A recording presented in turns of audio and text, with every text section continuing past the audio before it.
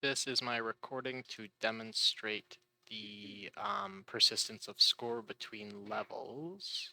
So I'm going to play the game, hopefully all the way until the end. So you can see that the score persisted between those two levels, and it should be, I think I've seen it go to 500 once I get to the end. There we go. So the whole thing is complete, 500 score. And if I hit replay, it resets to 0. And I also want to demonstrate that if I get all the way to the second level and I die, and I replay, it also resets to 0.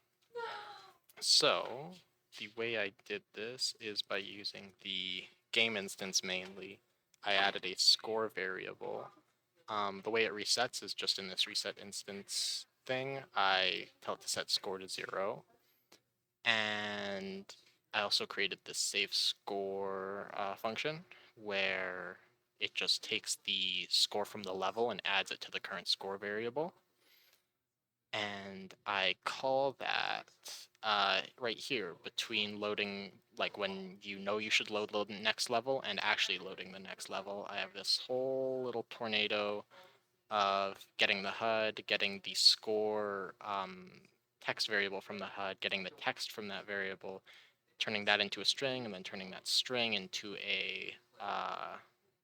an int, and then I just add those two together, and I go to the next level, and then in the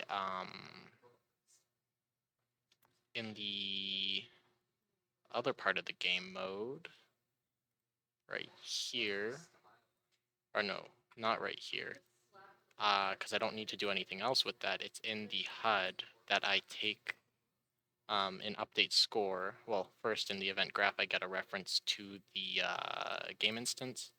And then in update score, I have this tornado of things where I get the game instance, I get the score, and then I add it to this calculation that's being done.